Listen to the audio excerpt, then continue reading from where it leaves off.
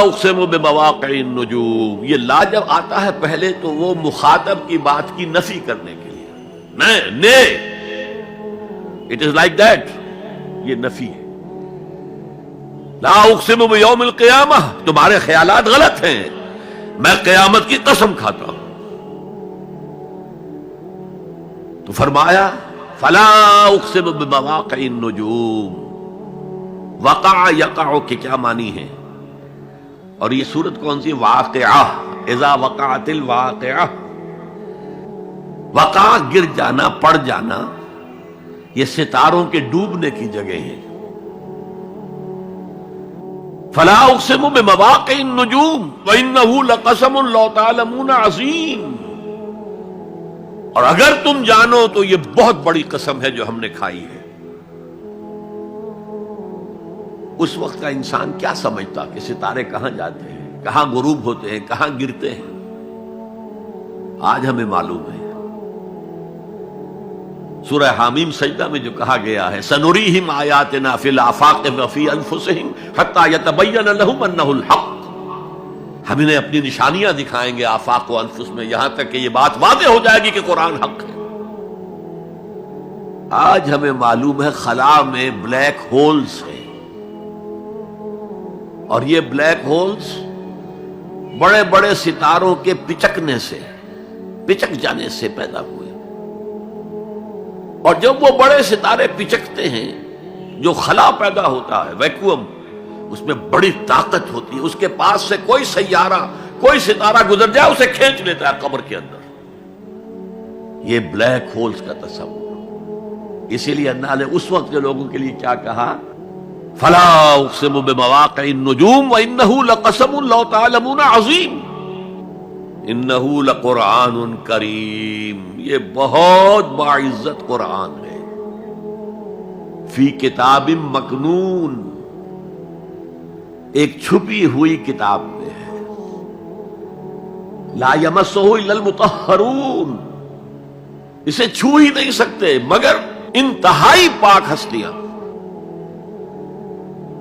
اس کے کیا معنی ہے؟ پہلی بات تو ہمیں معلوم ہو گئی، مراد فرشتے ہیں، بے ایدی سفرۃ کرام بررہ، اسی کی شرح ہو رہی ہے نا۔ اسی سے ایک فقہی مسئلہ نکالا گیا کہ بغیر وضو کے ہاتھ نہ لگاؤ، لیکن اس کا اصل مفہوم کیا ہے وہ سمجھیے۔ قرآن کی روح تک کوئی نہیں پہنچ سکتا جب تک کہ تزکیہ نفس نہ ہو گیا۔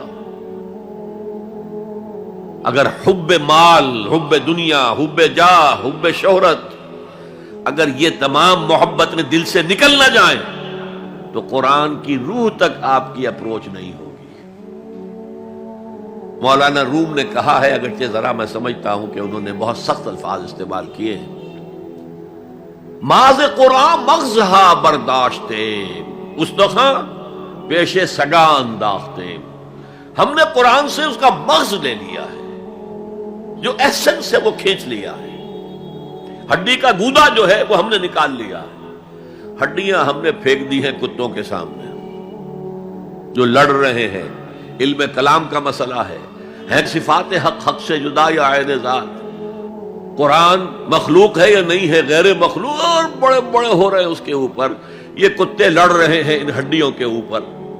ہم نے اس میں سے اصل شے نکال لی، وہ کیا ہے؟ اللہ کی محبت، اللہ کی معرفت، یہ ہے اصل شے۔ ماذ قرآن مغزہ برداشتے استخاں پیش سگا انداختے۔ تو جب تک انسان کا باطن پاک نہ ہو جائے وہ قرآن کے چھلکوں سے کھیلتا رہے گا، چاہے وہ کہنے کو مفسر ہو، قرآن کے باطن تک کبھی نہیں پہنچے گا۔ فی کتاب مکنون لا یمسہ الا المطہرون تنزیل من رب العالمین، یہ تھوڑا تھوڑا کر کے اتارا گیا ہے رب العالمین کی طرف سے۔ انزال کے معنی ہے دفعتاً اتار دینا۔ لیلۃ القدر میں آیا انا انزلناہ فی لیلۃ القدر، رمضان کے بارے میں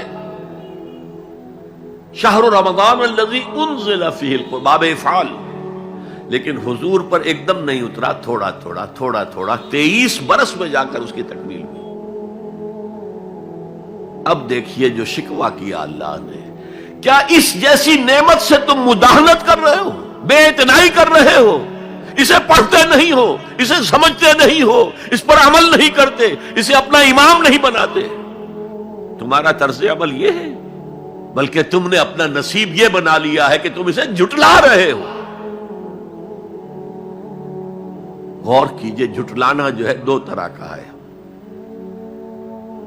ایک ہے زبان سے کہنا کہ یہ نہیں ہے، کوئی اللہ کا کلام نہیں ہے، یہ قرآن وغیرہ جھوٹ، سب اساطیر الاولین ہیں، یہ محمد نے گھڑ لیا ہے وغیرہ وغیرہ، جھٹلانا ہو گیا۔ ایک جھٹلانا ہے عمل سے جھٹلانا، مان تو لیا اللہ کا کلام ہے لیکن اس کی حرام کردہ شے کو اپنے لیے حلال کیا ہوا ہے۔ حدیث نبوی ہے، ما آمن بالقرآن من استحل محارمہ، اس شخص کا قرآن پر کوئی ایمان نہیں ہے جو اس کی حرام کردہ چیز کو اپنے لیے حلال ٹھہرا لے۔ اس سے اعتبار سے غور کیجئے، اور اس کی مثال بھی دی ہوئی ہے سورہ جمعہ میں، مثل الذین حملوا التوراۃ ثم لم يحملوها كمثل الحمار يحمل اسفارا بئس مثل القوم الذین کذبوا بآیات اللہ واللہ لا يهدی القوم الظالمین۔ مثال ان لوگوں کی جو حامل تورات بنائے گئے تھے اور پھر انہوں نے اس کی ذمہ داری کو ادا نہیں کیا، اسے قائم نہیں کیا، اس کے احکام پر عمل نہیں کیا۔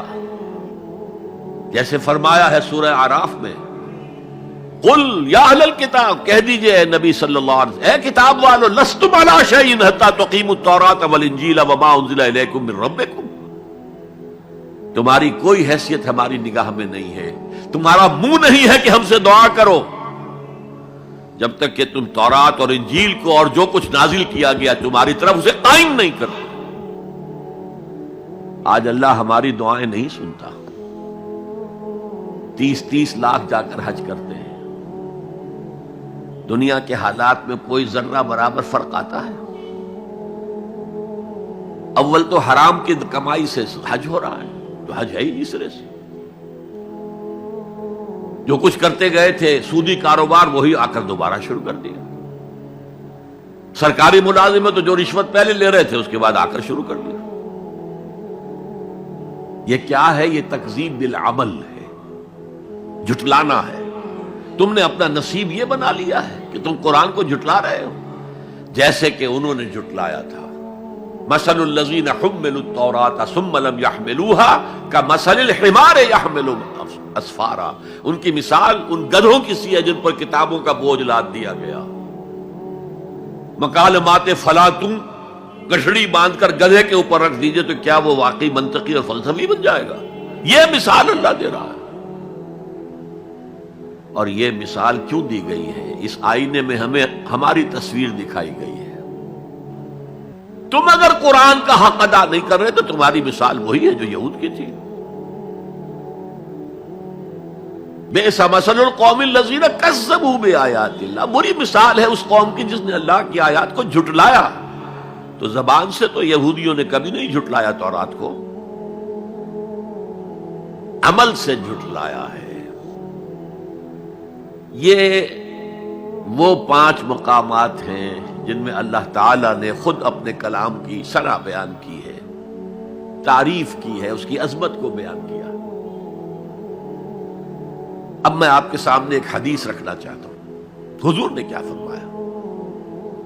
ایک حدیث سنا چکا ہوں آپ کو، عن عثمان بن عفان رضی اللہ تعالی عنہ قال قال رسول اللہ صلی اللہ علیہ وسلم خیرکم من تعلم القرآن وعلمہ، تم میں سے بہترین لوگ وہ ہیں جو قرآن سیکھیں اور سکھائیں۔ یہ حدیث بڑی عجیب ہے، یہ ترمذی میں بھی ہے اور دارمی میں ہے، اور اس کے راوی حضرت علی ہیں رضی اللہ تعالی عنہ۔ عن علی رضی اللہ عنہ قال، حضرت علی فرماتے ہیں انی سمعت رسول اللہ صلی اللہ علیہ وسلم یقول، میں نے سنا اللہ کے رسول صلی اللہ علیہ وسلم کو یہ کہتے ہوئے، انہا ستکون فتنۃ ان قریب ایک بہت بڑا فتنہ رونما ہوگا۔